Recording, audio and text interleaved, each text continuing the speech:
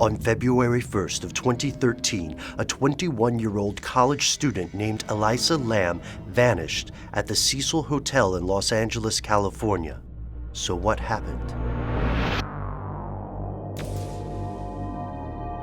The Elisa Lam case immediately baffled local law enforcement. They had no leads other than a small snippet of video that they later released to the public, and we'll get to that in a second. First, let's fast forward a few days when a maintenance worker named Santiago Lopez took the elevator of the hotel to the 15th floor, then climbed a ladder and crossed a segment of the roof to the large water tanks that supplied the water system of the hotel.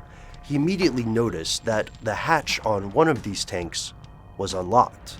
He climbed the ladder and he looked in the hatch, and that's where he found Elisa Lam, or her remains at least, floating face up in the water. Investigators say that although the corpse was nude, there was no evidence of sexual assault. Ordinarily, this would be a tragic but not incredibly uncommon occurrence. Someone accidentally dies while they are exploring a place that they're not supposed to be exploring. However, the circumstances surrounding this case made it anything but ordinary. After thorough investigation, local law enforcement became desperate for any sort of lead, so they released information to the public, specifically video footage from the elevator in the Cecil Hotel on the night of Elisa Lam's disappearance. In the video, Miss Lam appears to be hiding or attempting to hide from an unknown entity.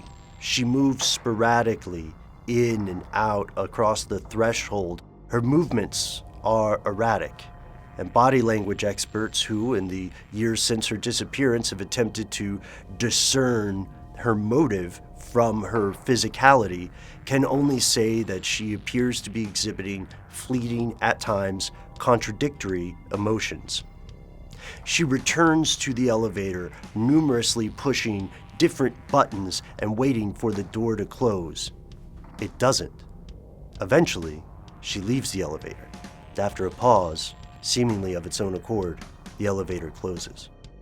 In the days, months, and years following her demise, numerous people have attempted to construct theories explaining how this tragedy occurred. Number 1, accidental death.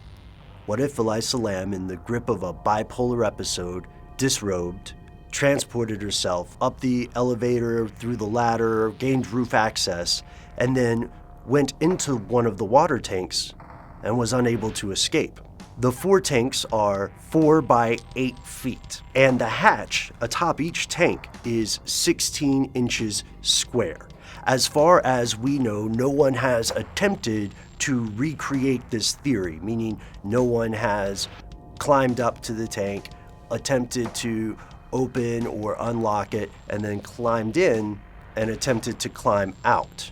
The hatches are designed to be opened from the outside, and it seems that it would be very difficult to open a hatch if it were closed from the inside. Elisa Lam was a diminutive person, but to be fair, without someone specifically testing this under these conditions, we cannot rule this possibility out.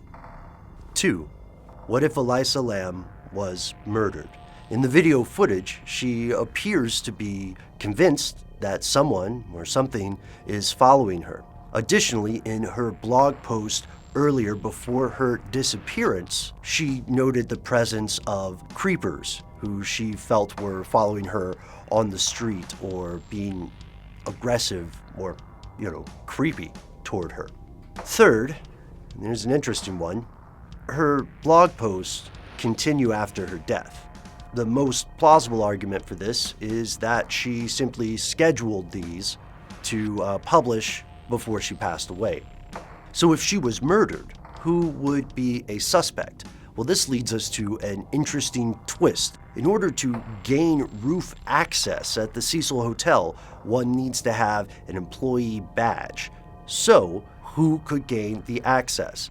This is one of the first questions investigators asked, and the hotel staff claims that they received no notice of unauthorized entry or attempts at opening, emergency exits and fire doors and things of that nature. And the third possibility would be that Elisa Lam took her own life. This would still have some of the pros and cons of the first two theories. Let's explore the stranger theories: demonic possession and/or ghosts. To people who believe in the paranormal, it is quite possible for a place or an environment to have its own malevolence. Similar, of course, to the famous or infamous Overlook in Stephen King's novel, The Shining. And make no mistake, ladies and gentlemen, the Cecil Hotel has quite a history. The Black Dahlia stayed there in 1947. Goldie Osgood, known as the Pigeon Lady of Pershing Square, was raped and murdered in the hotel in 1964. Both Richard Ramirez, the Night Stalker, and Unterweger, his copycat killer, stayed at the hotel while they were committing these crimes. The Cecil Hotel has also been home to numerous suicides over the course of its existence. So, given these facts, these tragic occurrences, one could see how a person with a belief in the paranormal might say, this is a bad place where bad things happen. So what do you think? Is this another tragic story of a bizarre but mundane accident? Or is there something more to the story? A cover-up by the hotel, a cover-up by law enforcement? Let us know in the comments. And while you're there, let us know what you would like to see in an upcoming audio or video episode. If you would like more in-depth information on Elisa Lam and the theories swirling around her disappearance and demise, check out our audio podcast available at stufftheydon'twantyouToknow.com. And if you have a topic that we should cover but you'd rather not mention it in public YouTube comments, I completely understand. Write to us directly. We are conspiracy@howstuffworks.com.